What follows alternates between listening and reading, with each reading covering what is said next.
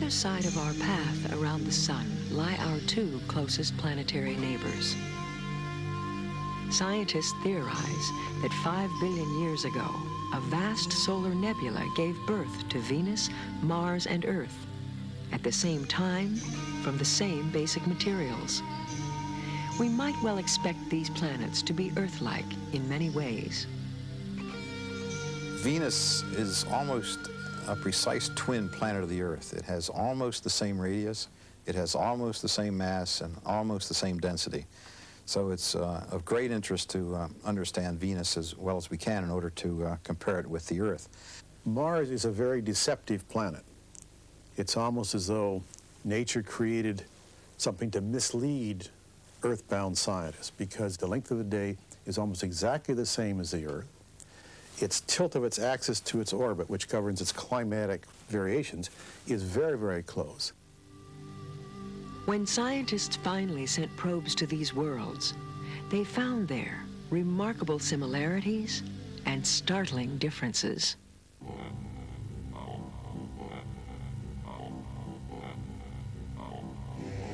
Even though Venus is one of the planets that was known to the ancients, observations of Venus have always been difficult for two reasons. One is that it's an inferior planet.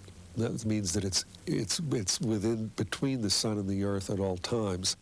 If we think about Mercury and Venus, they're on the inside lanes. They travel around the sun in orbits that are closer to the sun than the Earth is. And so they stay close to the sun in the sky.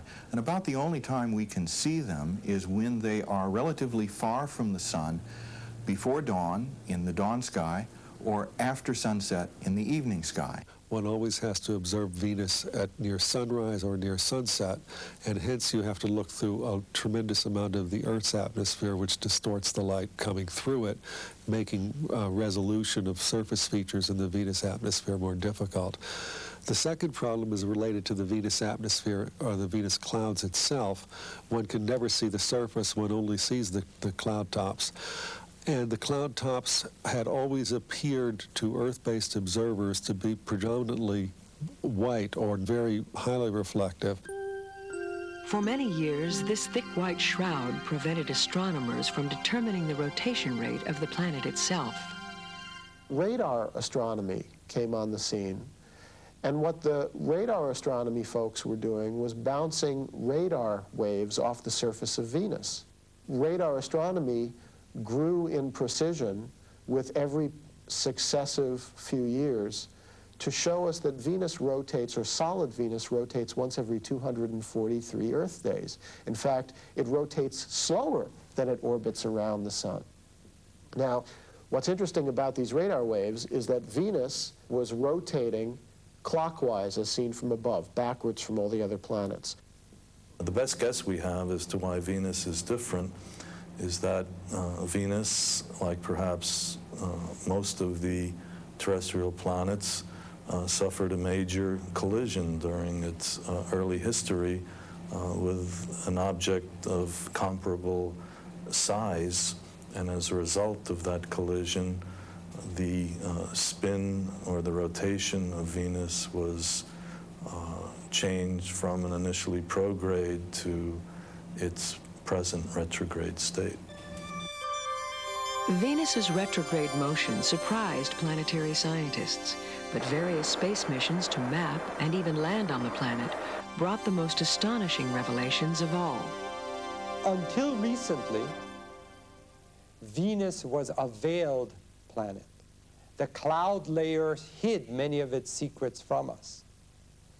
The Magellan program has now allowed us to peek beneath the veils of Venus, and for the first time to reveal the geology, the structure of the surface. And what we've been discovering shows us a fascinating world with its own set of volcanoes, its own set of unique features, and many, many surprises that will come out as we study the data.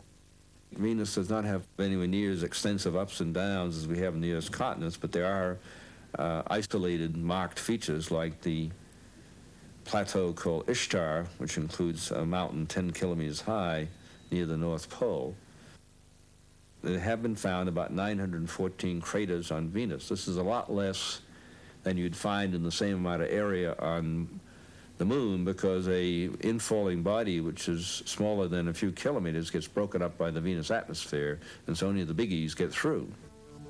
Magellan also revealed strange bulges called arachnoids and corona, perhaps caused by hot currents of magma rising below the planet's crust. One of the big questions when we first started exploring Mars and Venus and Mercury was, do those planets also have continental drift, that is plate tectonics, collision of plates like make the Himalaya mountains and so forth? And a lot of speculation, especially when we only had Earth-based radar bouncing back and forth. But we know now that none of these planets have them. It does appear that there might be something similar to plate tectonics in the case of Venus. There's mountains that are very high that are apparently being held up by compressional forces. There's rifts that look very similar to the rifts that we see at subduction zones and the continental margins in the western part of the Pacific Ocean. Although again, these are just they occur very locally. It's not a planet-wide phenomena. Venus has some strange things happening on it. We don't really know all about it, but it's not plate tectonics in the way we have it on the Earth. One reason it might not be more identical to the Earth is the plates never cool off very much. So they never get as dense or as cold as plates on the Earth's surface, and it might be hard to have them sink back into the interior. And even if they do, they might come right back up again. We do know that because the mass and the density are about the same, that the interior structure is probably very similar.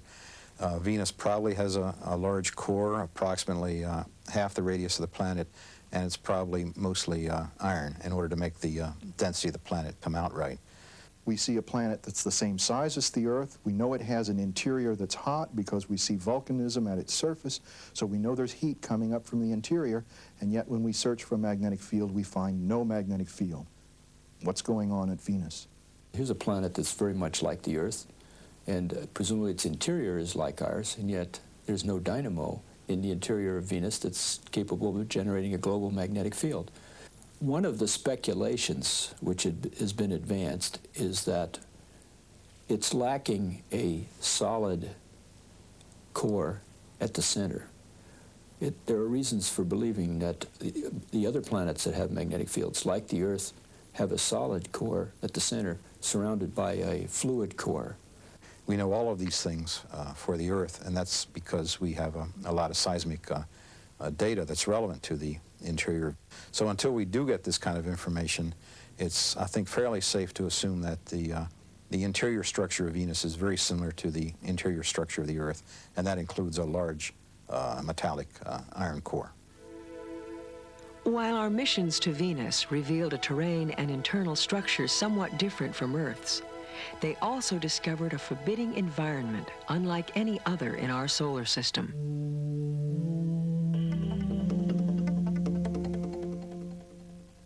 Many people like to say that Venus is the sister planet of the Earth. But if it's our sister, it's certainly a twisted sister, not a sister of the kind that you want to show off at family gatherings. Venus's environment, because of what happened early on in its history, has truly become one of the most alien places in the solar system. From space, Venus looks surrounded by a tremendous fleecy cover of clouds, which you might find rather inviting if you didn't know any better. Early astronomers and planetary scientists figured that since the atmosphere was full of clouds, that usually means that you have a lot of humidity and water vapor condensing to form the clouds. If you have humidity and water vapor, you have swamps, swampy surface. You have swamps, you have jungles, and if you have jungles, there must be dinosaurs and alligators living in the jungles. So from starting with the fact that you couldn't see anything on the surface of Venus, you reach the conclusion that there must be dinosaurs there. And the fact of the matter is that there are no swamps on Venus. The oceans boiled off the surface eons ago.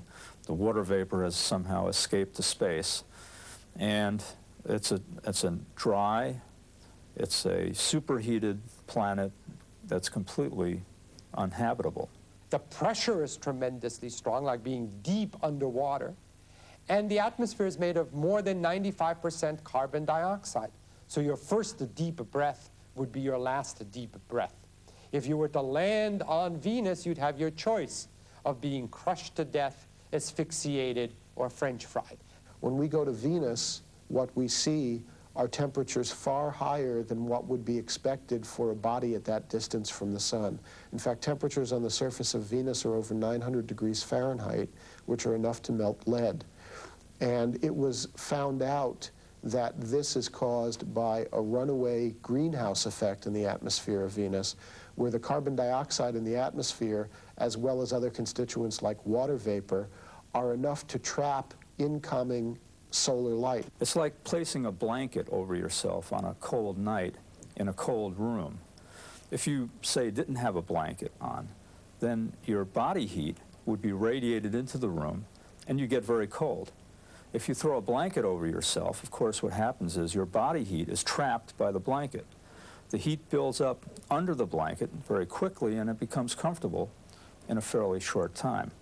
In the case of Venus, it's raised temperatures to these unbelievable levels, and we can therefore use Venus as a laboratory in the extreme to test the physics of the greenhouse effect as well as the models to see if they can predict what we see on Venus. These models must also explain why the atmosphere of our sister planet evolved so much differently than our own. Venus and the Earth are two objects of approximately the same size, formed approximately at the same time from approximately the same materials. And carbon dioxide is not an abundant gas in the Earth, so here's something that's a little counterintuitive and makes for an interesting challenge. Venus was just close enough to the sun such that water in the Venus atmosphere was driven off, and water never existed in a major way in liquid form on the surface.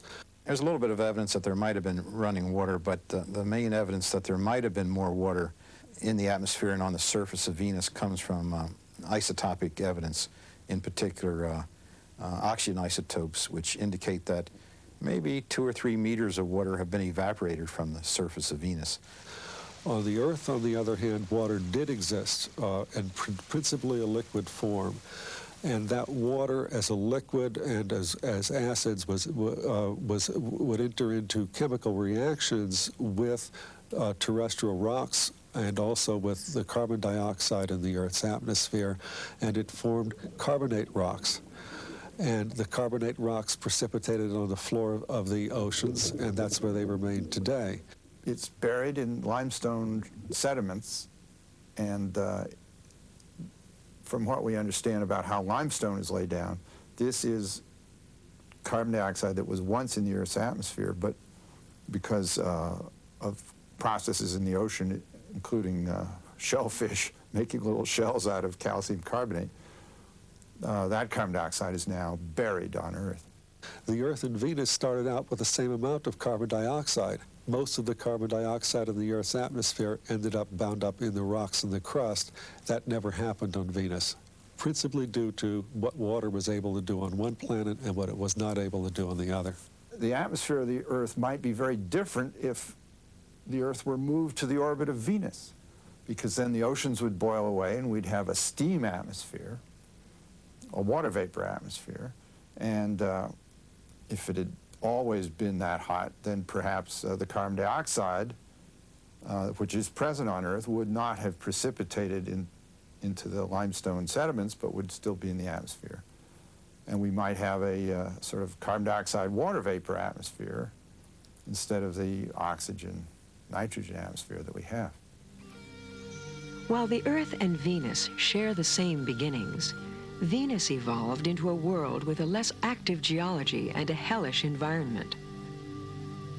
Further from the Sun, our other planetary neighbor developed into an intriguing world of its own, more hospitable, yet largely unpredicted.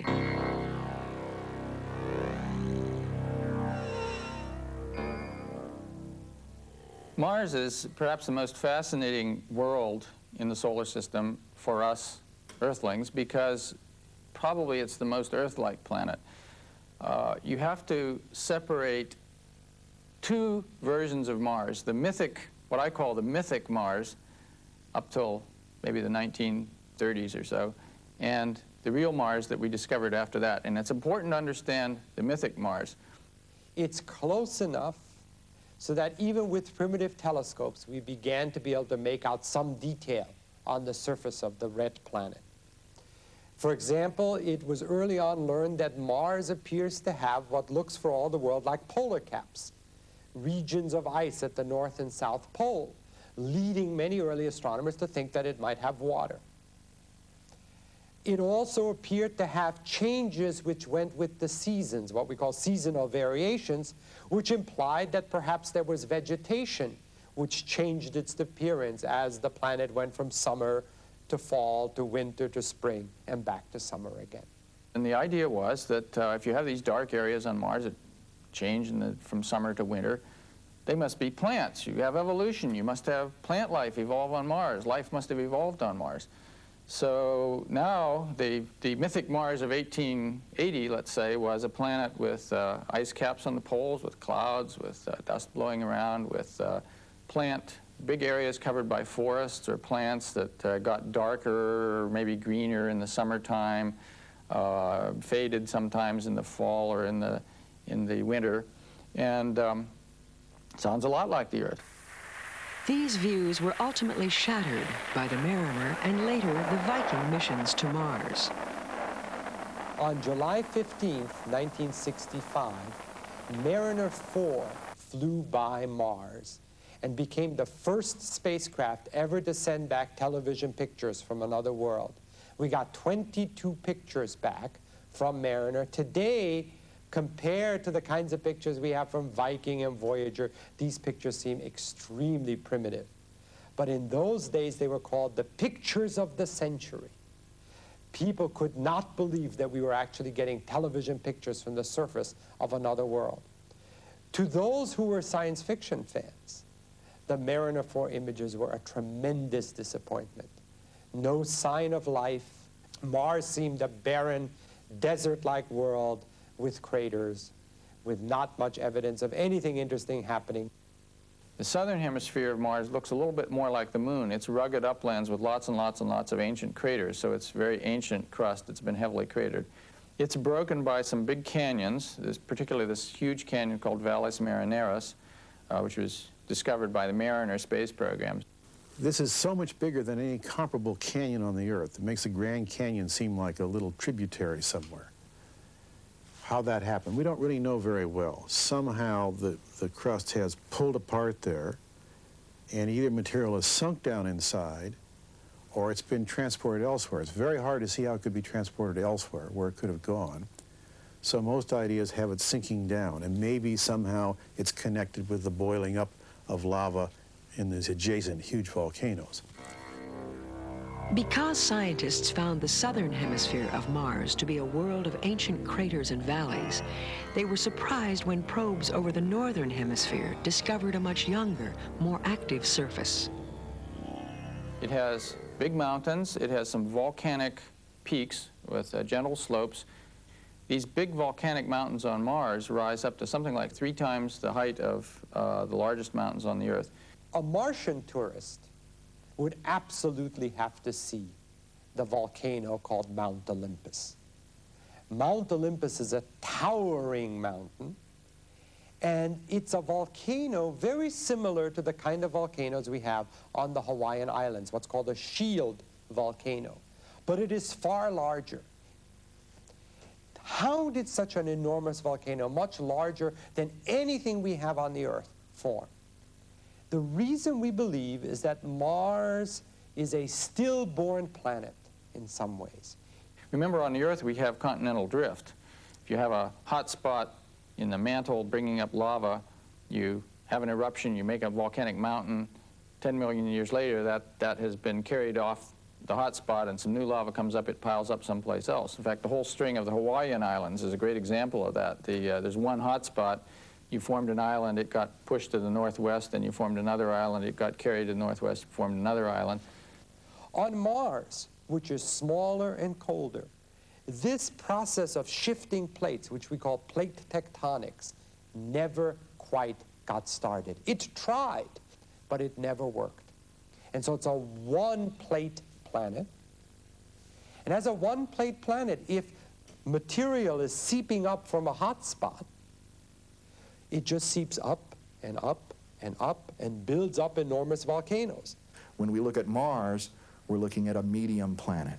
It's about halfway between the size of the moon and the size of the Earth, has a little bit of heat left inside, some of the heat has gotten out.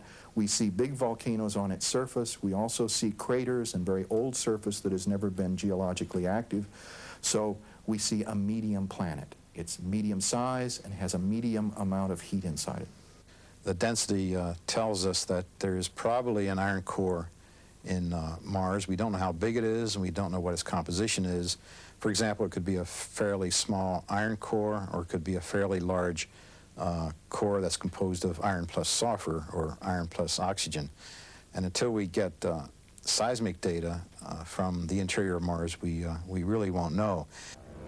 From its cooler interior to its numerous craters and massive volcanoes, Mars has proven to be less Earth-like than we once predicted. Still, billions of years ago, these two planets may have had much more in common.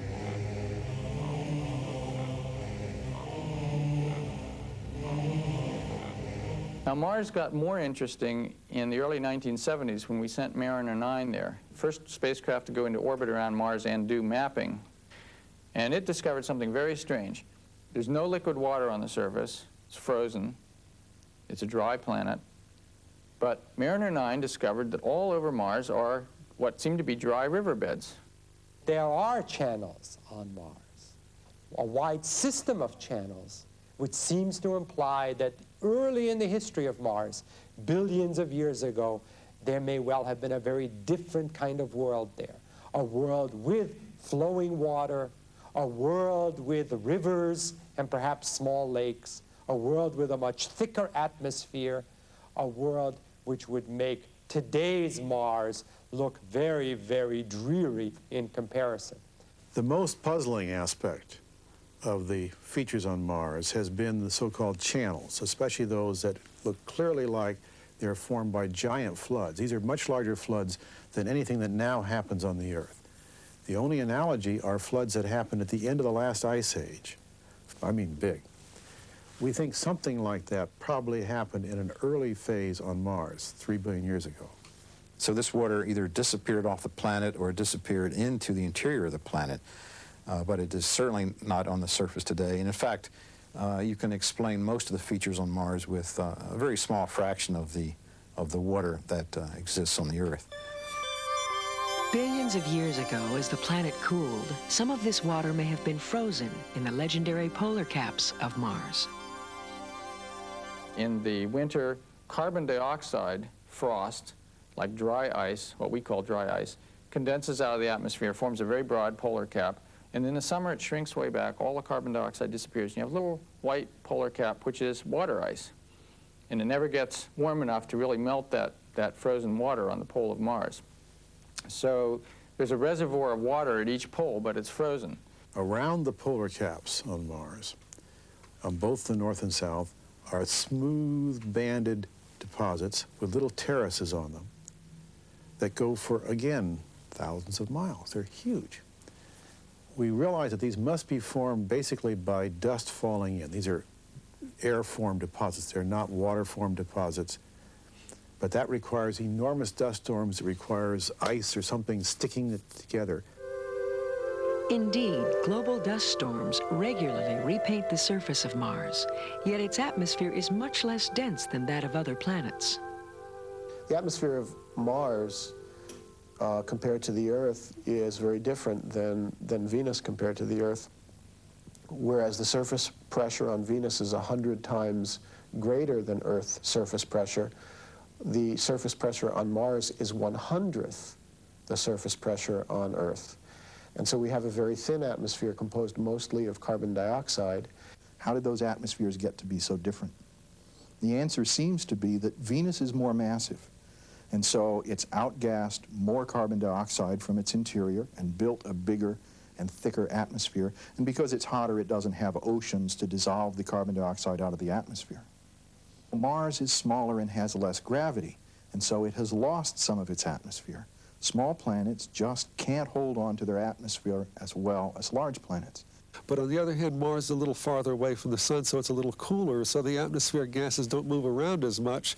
So that's a competing set of relationships. One, Mars is a little cool, so the gases tend to stay around. On the other hand, it's not quite as massive, and the gases tend to get away. In Mars's case, most of the gases got away, and we don't observe large amounts of oxygen in the atmosphere of Mars either. Earth is the one standout in that regard. So, the exploration of our closest planetary neighbors has revealed two worlds that evolved along radically different paths, despite their early similarities with Earth. The Earth is one member of a family of worlds, each with their own personality. And so the idea then is that while the physics operating in all of these worlds is identical, because of the personality of these worlds, namely their mass, their initial position from the sun, the tilt of the axis, the rotation, the physics therefore manifests itself in dramatically different ways. And it gives us a better understanding, therefore, of that physics, which, when looking back to Earth, gives us a better understanding of the physics driving Earth phenomenon.